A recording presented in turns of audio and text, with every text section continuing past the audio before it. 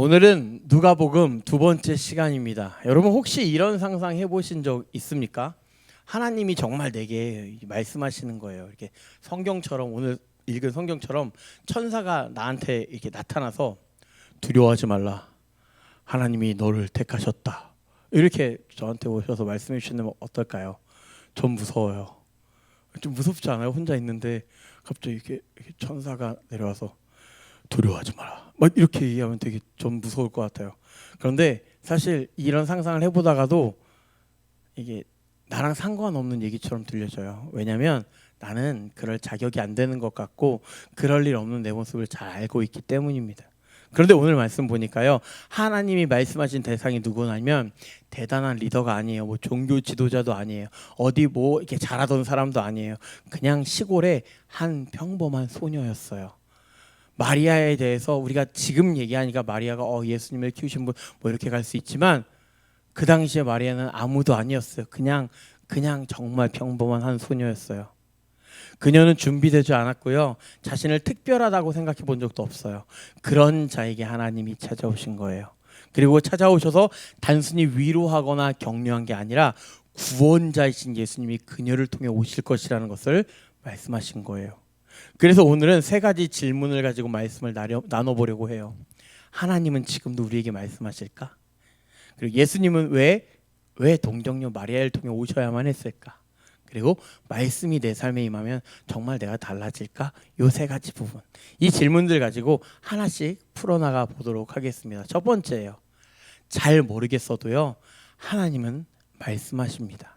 본문 보니까 하나님이 천사를 보내세요. 갈릴리 나사렛이라는 시골이에요, 시골. 우리가 지금이나 나사렛을 알지 그때는 나사렛이라는 동네, 거기 어디지? 약간 이런 식이에요. 시골 마을에 정혼한 처녀 마리아에게 천사 가브리엘이 나타납니다. 28절에 은혜를 받은 자여 평안할지어다 주께서 너와 함께 하시도다 이렇게 얘기하잖아요. 그 다음 절 보니까 마리아가 반응합니다. 처녀가 그 말을 듣고 놀라 이런 인사가 어찌함인가 생각하매. 천사를 보고 이건 무서워했다는 그런 얘기가 아니라 하나님이 그러니까 천사가 이제 하나님의 대신이잖아요. 하나님이 자신을 은혜 받은 자여라고 부르신 말에 혼란스러워하고 있는 거예요. 왜 그랬냐면 사실 간단하게만 봐도 여러분에게 누가 갑자기 나타나서 은혜 받은 자여 이러면 뭐 사이비 종교가 전도하러 왔나 이렇게 흠칫 놀라지 않겠습니까? 그런데 성경에 나오니까 우리가 이 단어와 이 문장이 이상하지가 않은 거지, 사실 이 당시에 이 말은 흔한 말이 아니었어요. 아무한테나 쓰는 말이 아니에요. 그리고 마리아도 자기를 그렇게 볼 수 없기 때문이에요. 뭐 은혜 받은 자, 나 은혜 받은 적 없는데? 자기는 은혜 받은 자라는 말을 들을 자격도 없는 거예요. 여기서 이제 놀랐다라는 말을 헬라어 원문으로 풀어보면요, 감정적 충격, 당황, 혼란 속에 있다라는 얘기예요. 그리고 이제 생각하매라는 말도요, 마음속으로 쉽게 말해서 뭔 소리지? 라는 생각 얘기해요. 이게 무슨 소리야? 말도 안 되는 소리야? 이렇게 생각하는 거예요. 은혜 받은 자여 주께서 너와 함께 하시도다, 이 말이 사실 평범한 유대 소녀가 들을 수 있는 말이 아니에요. 당시 천사가 여성에게 직접 말을 하는 경우도 거의 없었고, 은혜를 받는 자여 은혜 받았다 이 말은 우리가 현재 그냥 은혜 받으셨어요 이런 말이 아니에요. 창세기 6장에 노아는 여호와께 은혜를 입었더라. 출애굽기 33장에 모세가 내가 주께 은혜를 입었거늘, 이 말이 나오거든요. 이건요, 하나님의 사명을 위임받은 사람에게 특별하게 쓰던 말이에요. 아무한테나 은혜 받은 자요 이러지 않았어요, 이 당시에는. 그러니까 쉽게 말해서 노아한테, 모세한테 쓰던 그 단어를 나한테 쓰고 있는 거예요. 주께서 너와 함께 하신다 이 말도요, 나라적으로 큰 사명 받은 사람들한테 썼던 말이에요. 전형적인 그런 표현이에요. 누가 들었냐면 여호수아, 다윗, 기드온, 우리가 얘기해도 하신 분들한테 쓰던 걸 갑자기 시골의 한 마을에 그냥 정말 난 아무것도 아닌데 별 볼 일 없는 한 소녀에게 나타나서 말하니까 소녀가 당황하는 거죠. 놀라는 거죠. 이게 말이 안 되는 거죠. 잘못 찾아오신 거 아니에요? 저 마리아 저 맞아요? 이 마리아나 김 마리아 아니에요? 뭐 그렇게 되는 거예요. 지금 나한테 하나님이 갑자기 특별한 사명을 주신다고 갑자기 이렇게? 나 위대한 사람도 아니고 나 아무것도 아닌데? 지금 그 의미 자체에 당황하고 혼란스러워하고 있는 게 마리아의 상태예요. 여러분, 지금 우리가 여기서 무엇을 알 수 있습니까? 하나님 말씀은요, 이해되지 않을 수 있다라는 거예요. 우리 입장에서 갑자기 말도 안 되는 하나님의 말씀이 임할 수 있다라는 거예요. 저도 그래요. 제가 아직도 왜 내가 목사로 세워져 있지 이 부분이 이해가 안 될 때가 더 많아요. 아, 내가 목사구나가 생각이 들지 않아요. 누가 저한테 가끔 정말 목사예요 이러면 그러게요 라고 얘기를 할 때도 많아요. 그리고 막 나를 사랑하신다는데, 여러분 이게 우리가 어렸을 때부터 가스라이팅을 교회에서 당해서 그렇지, 하나님이 나를 정말로 사랑하신다? 이게 귀로 들었을 때 전지전능하신 하나님이 이 세상을 만들고 수천 년 동안 이 땅을 이렇게 이끌어 가신 그 하나님이 아무것도 필요하지 않을 것 같은 그 하나님이 나를 왜 사랑하셔요? 인류를 사랑하신다까지는 말이 될 수 있는데 나를 사랑하신대요. 그게 너무, 내가 뭐 잘했다고, 왜? 나를 뭘 쓰시려고? 그런데 여러분, 하나님의 말씀은요, 내가 납득될 때까지 기다려주지 않는다는 게 문제예요. 아직도 납득이 안 돼요. 그냥 성령님께서 그렇게 믿게 해주시는 거예요. 그래서 성경을 아무리 100번 1000번 읽어도 성령님께서 나를 감동하지 않으면 믿어지지 않아요. 이해되지 않기 때문이에요. 물론 성경을 이해해야겠죠. 하지만 이해되지 않는 게 더 많다는 거예요. 하나님은 지금도 우리들에게 일단 말씀하시죠. 사랑한다. 그리고 내가 너를 지키겠다. 내가 너를 사용하겠다. 왜요? 라는 말을 듣지도 않으세요. 지금도 사용하고 계세요. 그리고 어떤 사람에게 오세요? 잘 준비된 사람이 아니죠. 오늘 보니까 그냥 필요한 사람한테 오시는 거예요. 내가 너를 쓰겠다 하면 쓰는 거예요.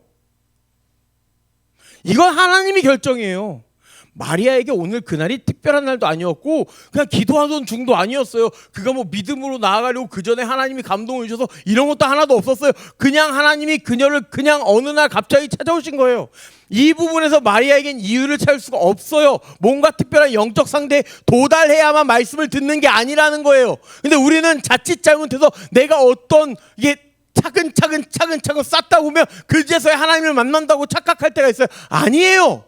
그럴 수도 있지만 그게 더 좋겠지만 내가 지금 좀 더 모르고 부족하고 준비가 안 돼도요, 하나님은 나에게 찾아오실 수 있다라는 거예요. 심지어 왜 나에게 이런 말씀을 주실 때가 있다라는 거예요. 하나님이 내가 너를 보고 있다라고 그냥 말씀하시는 거예요. 여러분, 혹시 하나님의 말씀이 어렵게 느껴지고 지금 가끔 이해가 되지 않고 그러십니까? 그렇다면 그게 맞을 수도 있어요. 잘 듣고 계시는 거예요. 왜냐하면 하나님은 우리가 다 이해할 수 있는 말씀을 하시는 분이 아니에요. 애초에 우리를 하나님의 계획 안으로 부르시는 말씀을 하시는 것 뿐이세요. 하나님이 계획이 있으셔서 다 알아서 우리를 부르시는 거예요. 그 계획을 알려주시기엔 우리가 너무 작고 부족한 거예요. 다 알지 못하겠어도 그럼에도 믿는 것이 바로 믿음이에요. 그렇다고 여러분 덮어놓고 믿으라는 말이 아닙니다. 뭐 그냥 믿으면 되지 하고 성경책 덮어놓고 말씀도 안 읽고 그냥 그렇게 그냥 그게 아니에요. 하지만 하나님의 말씀이라면 조금 어려워도 네라고 할 수 있어야 된다는 거죠. 하나님의 말씀이 임하는 사람은 혹은 하나님이 사용하는 사람은 어떤 특별한 사람이 아님을 기억하시길 바랍니다. 평범한 한 사람 택하시면 그 택하신 사람을 통해서 하나님이 일하세요. 우리는 그게 내가 되었을 때 믿고 따르고 섬길 수 있으면 된다라는 거예요. 그리고 두 번째, 마리아가 이제 34절에 남자도 알지 못한 상황이라고 이렇게 말하거든요. 동정녀라고 하죠. 임신이 될 수가 없어요. 말씀은 임했지만 현실적으로 지금 상황이 말이 안 돼요. 그런데 하나님이 이렇게 무리수를 두어가면서 왜 성령으로 잉태해야만 했을까요? 왜 성령으로 오셔야 되는지, 왜 상식적이지 않게 처녀의 몸에서 태어나셔야 했는지에 대해서도 두 번째로 알아봅시다. 예수님은 두 번째로 오직 은혜로 오셨습니다. 저는 이 본문에서 이런 상상을 해본 적이 있습니다. 마리아가 천사 말을 다 듣고 집을 이렇게 간 거예요. 집 어디서 들은지 잘 모르겠는데 간 거예요. 그래서 엄마한테 엄마, 나 방금 임신했어. 그런데 하나님이 하셨어. 와, 어머니는 어떤 마음이셨을까요? 누가 믿었을까요? 이걸 누가 믿어줬을까요? 예수님의 탄생은요, 솔직히 아무도 상식적으로 납득할 수 없는 얘기예요. 그럼에도 왜 이렇게 태어나셔야 했을까요? 뭐 신화가 필요했을까요? 뭐 신화처럼 뭐 아래서 태어나고 막 뭐 뭔가 있어야 돼서 뭐 곰이 막 100일 동안 쑥하고 마늘 먹어갖고 막 사람이 되고 이래야 되는 뭔가 비범한 스토리가 있어야 돼서 우리 예수님도 그런 스토리를 만들기 위해서 이렇게 하셨을까요? 34절에 마리아가 말해요. 나는 남자를 알지 못합니다. 마리아가 말한 건 믿지 못해서 말한 게 아니라 그냥 난 처녀인데 어떻게 아이를 갖느냐, 당연하고 상식적인 정직한 질문을 한 거예요. 거기에 천사가 이렇게 대답합니다. 35절에 성령이 내게 임하시고 지극히 높으신 이의 능력이 너를 덮으시리니 이러므로 나실 바 거룩한 이는 하나님의 아들이라 일컬어지리라. 이게 무슨 말이에요? 천사는 마리아가 어떤 일이 어떻게 돼요? 나 처녀인데? 라는 질문에 과학적인 설명이나 인간적인 답을 주지 않습니다. 대신 이렇게 말하죠. 이 일은 전적으로 하나님 일이야. 너의 이해와 준비 조건으로 되는 게 아니야. 성령님께서 다 하실 거야. 이거예요. 그렇게 해서 태어날 아기는 거룩한 이야. 하나님의 아들이라고 불릴 거야. 라는 놀라운 선언을 하세요. 세상의 구원자가 사람의 힘이 아닌 하나님의 능력으로 오신다라는 거예요. 예수님의 탄생은요, 사람의 힘으로 된 일이 전혀 아닙니다. 마리아가 준비한 건 없어요. 남자를 알지도 않았어요. 출산 계획도 없었어요. 능력도 없었어요. 엽산을 먹는다거나 산전 검사를 한 것도 아니에요. 그런데도 예수님이 그런 그녀를 통해 오시기로 하신 거예요. 하나님이 성령으로 잉태하게 하셨고 하나님의 능력이 마리아를 덮은 거예요. 그런데 왜 마리아였어요? 남자를 알지도 못하고 능력도 없었는데요. 바로 이 세상 누구도 죄의 문제를 스스로는 해결할 수 없기 때문이에요. 로마서 5장 12절에 그러므로 한 사람으로 말미암아 죄가 세상에 들어오고 죄로 말미암아 사망에 들어왔나니 이와 같이 모든 사람이 죄를 지었으므로 사망이 모든 사람에게 이루어졌느니라. 사망이 모든 사람에게 이루어졌어요. 죄가 모든 사람에게 있어요. 모든 사람이 죄를 범했어요. 왜요? 아담으로 모두 죽었어요. 아담 때문에 이제 원죄라고 하거든요. 아담의 죄를. 그 원죄 때문에 후손에게 그 죄가 이어져요. 이미 타락했어요. 태어나는 순간 타락이에요. 그런데 예수님도 아담으로부터 오게 되면 어떻게 돼요? 죄를 가지고 태어납니다. 그럼 예수님이 죄가 있는 상태에서 남의 죄 때문에 죽을 수 있어요? 없어요. 내 죄 때문에 죽는 거죠. 그러면 죽지 않기 위해서는 죄의 문제가 해결되기 위해서 어떻게 해야 돼요? 아담의 씨로 오면 안 됩니다. 그래서 그런 거예요. 예수님이 그래서 다른 거예요. 아담의 후손이 아닌 성령으로 잉태돼야만 했던 이유가 바로 이것입니다. 죄가 없으신 분으로 오셔야 했기 때문에. 왜요? 우리를 죄사하기 위해서, 깨끗하게 오셔서 더럽혀지기 위해, 우리를 위해 산제물이 되셔야 했기 때문이에요. 여기서부터 준비가 된 거예요. 죄 있는 우리를 위해 죄 없는 분으로 오셔서 죄를 다 끌어안고 가신 거예요. 여러분, 예수님의 탄생에 사람의 준비는 없었습니다. 우리 죄를 사기 위해, 대신 죽기 위해 하나님이 전적으로 처음부터 끝까지 준비하고 행하신 오직 하나님의 은혜라는 거예요. 그래서 우리는요, 믿음을 자랑할 수 없는 거예요. 신앙에 교만할 수 없는 거예요. 누군가를 정죄할 수 없는 거예요. 어떻게 정죄해요? 저 사람이 믿음이 없음이 하나님이 하신 건데요. 내 믿음이 있음이 하나님이 하신 건데요. 내가 착해서, 내가 뭘 잘해서 예수님이 오신 게 아니기 때문이에요. 내가 기도 많이 해서 내 죄가 해결된 것도 아니에요. 아니, 하나님, 예수님은 처음부터 우리의 어떤 노력으로 오신 게 아니에요.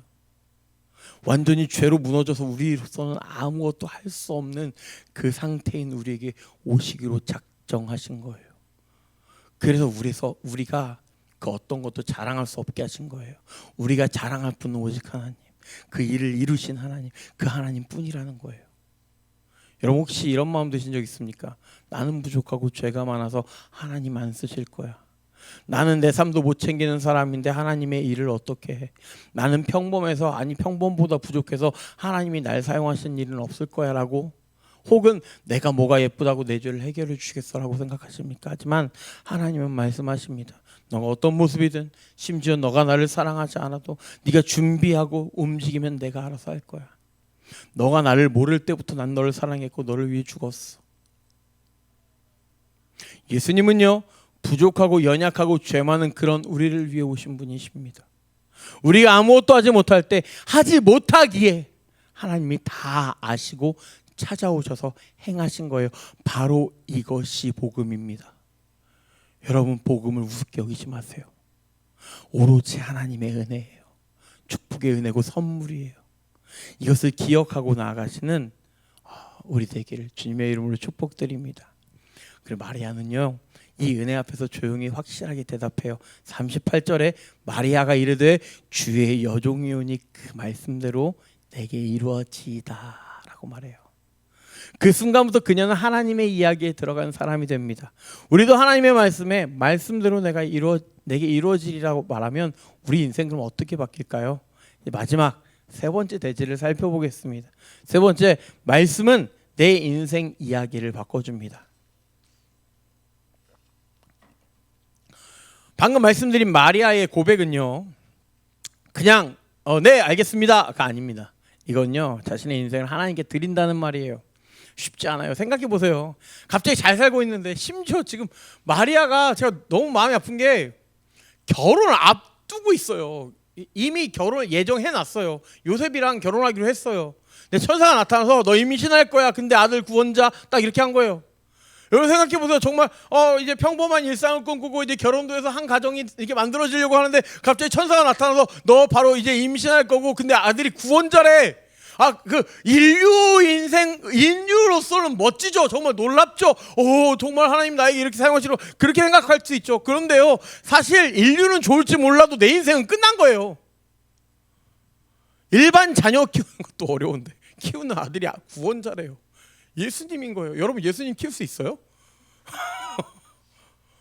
아예 크고 나면야 좀 낫겠지만 그 전까지 네. 상상이나 됩니까?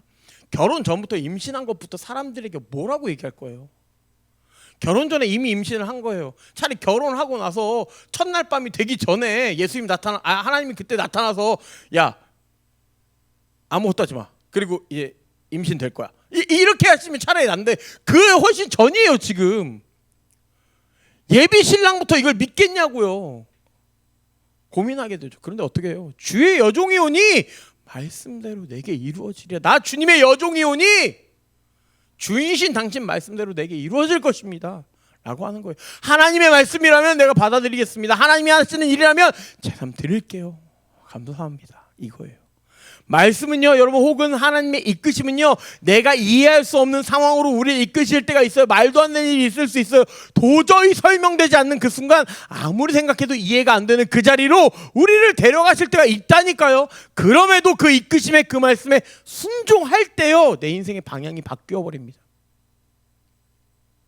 여기서 더 깊이 보면요, 마리아가 순종했다는 말도 정확히 말하면 하나님이 마리아의 마음까지 바꾸신 거예요. 이걸 신학적으로 하나님의 강권적인 역사라고 해요. 마음 깊은 곳을 하나님이 건드시는 거예요. 이 시대를 사는 우리들에게도요, 성령님께서 그렇게 우리의 마음 깊은 곳을 건드실 때가 있어요. 하나님의 강권적인 역사들이 일어날 때가 있어요. 마리아는 지금 아주 위험한 자리에 있습니다. 아직 결혼도 안 했고 약혼자가 놀랄 수도 있고 사람들의 시선은 차가울 것이고 오해만 남은 그런 상황이에요. 그럼에도 말씀을 받아들이고 나니까 그 두려움 속에서도 하나님이 하실 거야 라는 믿음, 그 믿음이 마음에서 올라오기 시작한 거예요. 말씀은요, 내 상황보다 먼저 내 중심을 바꿉니다. 말씀이 들어가면요, 내 마음이 바뀌어요. 우리가 여기서 정말 죄송한 말인데, 말씀을 듣고 그 말씀대로 해야지가 아니라 어떻게 할까 이게 아니라 하나님이 하게끔 하시는 게 아니라 내 마음을 바꾸는 게 먼저예요. 내 마음이 바뀌어야 돼요. 그렇게 해야지가 아니라 맞아, 깨달아져야 돼요. 그리고 그 중심이 바뀌면 방향도 자연스럽게 바뀌는 거예요. 하나님의 말씀에 순종할 때 내 인생이 비로소 하나님의 이야기 안으로 들어가게 되는 거예요. 오늘 본문의 마리아 보세요. 주의 여종이오니 말씀대로 내게 이루어지다. 쉬운 말 같아요? 아니요. 아까 말했잖아요. 여러 위험을 이겨내야 되는 부담이 있어요. 하지만 그럼에도 순종의 고백을 하죠. 그 한마디가 그 인생을 그리고 바꿔버립니다. 자기 인생을 살던 사람이, 마리아라는 사람의 인생을 살던 사람이 이제 하나님의 이야기 속으로 들어가게 된 거예요. 우리는요, 사실 결과를 보고 싶어하는 사람이 참 많아요. 이 일의 결과 알려주시면 순종할게요. 잘 될지 확신을 주세요. 그럼 순종할게요. 하지만 하나님은요, 대부분 그렇게 일하시지 않습니다. 하나님은 우리에게 말씀하시죠. 정말 어렵더라도 네 하기를 기다리십니다. 왜요?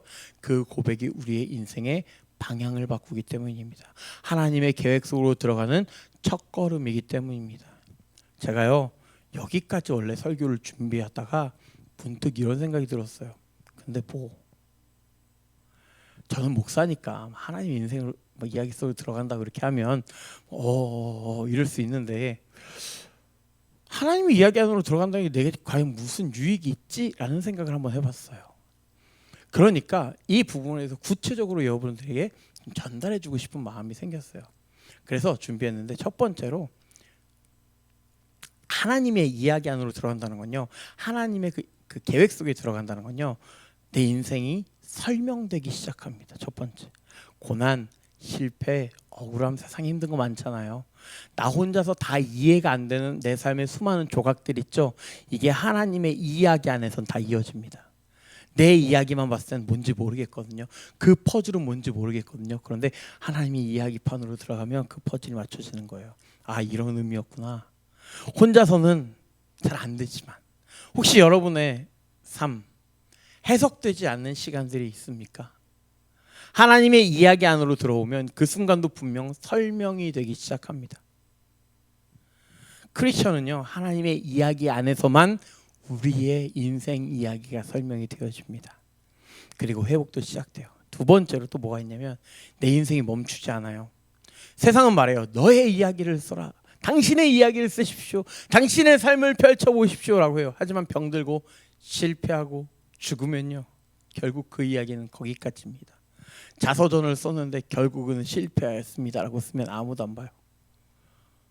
하지만 하나님의 이야기 안에서는요, 실패도 사용되고요, 아픔도 기억되고요, 죄조차도 하나님은 하나님의 일을 이야기하십니다. 죽음조차도 끝이 되지 않아요. 세 번째, 내 인생이 방향을 찾아요. 왜 살아야 되지? 내가 하는 일에 무슨 의미가 있지? 이런 생각이 막막할 때가 있지 않습니까? 하나님의 이야기 안에 들어오면 나의 오늘도 의미 있는 하루가 된다라는 거예요. 방향 없는 무의미한 하루에서 목적을 향한 여정이 된다라는 거예요. 놀랍지 않습니까? 또 네 번째, 이게 마지막이에요. 네 번째, 내 인생이요, 누군가를 살리는 통로가 됩니다. 마리아가 그랬잖아요. 자기 인생을 내려놓으니까 예수님이 오셨어요. 그로 인해 모든 사람, 수많은 사람이 구원을 받았습니다. 우리의 순종이 누군가에게 복음이 전해지는 길, 회복이 시작되는 길이 됩니다. 내가 순종하면요, 참 신기하게도 누군가는 또 살아나게 됩니다. 마리아처럼 고백할 때 하나님은 내 순종을 통해 누군가를 살리시는 일을 합니다. 그래서 여러분, 말씀 앞에 순종하는 것은 무조건 따르라는 부담이 아닙니다. 영원히 복된 자리에 내가 들어가는 은혜의 시작인 것입니다. 하나님의 이야기 안에 들어가면요, 그 순간부터 내 인생은 헛되지 않습니다. 결코 헛되지 않습니다. 그렇기에 우리 순종함으로 하나님의 이야기 안으로 초대되어지는 놀라운 은혜의 역사가 있기를 주님의 이름으로 축원드립니다. 여러분, 오늘 우리는 마리아의 이야기를 함께 살펴보았습니다. 그녀는 갑작스러운 하나님의 말씀을 들었습니다. 놀라고 당황스럽고 이해가 되지 않는 그 상황에도 그 말씀 앞에 고백했습니다. 주여, 말씀대로 내게 이루어지이다. 그녀 인생의 전체를 내어드리는 결단이었고, 그 순간부터 그녀는 하나님의 위대한 구원사 한가운데로 들어옵니다. 말씀은 우리에게 모든 걸 설명해 주지는 않습니다. 그러나 그 말씀 앞에 아멘으로 고백했을 때 우리의 삶은 더 이상 나만의 이야기가 아니게 됩니다. 나는 우연히 사는 존재가 아니고 실패해도 끝이 아닌 삶을 살게 되며, 우리의 순종을 통해 누군가가 살아나는 하나님의 구속사 안에 있는 인생을 살게 될 것입니다. 여러분, 지금 여러분 앞에 있는 말씀은 무엇입니까?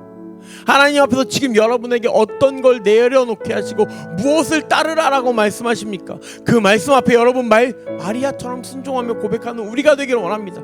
그 말씀을 통해 하나님은 우리 인생을 다시 써내려가기 시작하실 것입니다.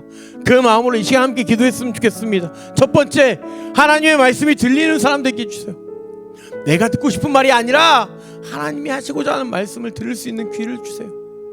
두 번째로, 순종할 수 있는 마음을 주세요. 계산하고 주저하기보다 성령님의 강권적인 역사에 민감하게 반응하는 데가 되게 해주세요. 세 번째, 하나님의 이야기 안에서 머무는 삶이 되게 해주세요. 내 이야기 중심이 아니라 하나님의 큰 이야기 안에서 쓰임받게 해달라고. 그리고 개인과 가정과 교회, 공동체 기도 제목들 놓고 이제 잠시 기도하며 나아가죠. 기도하겠습니다.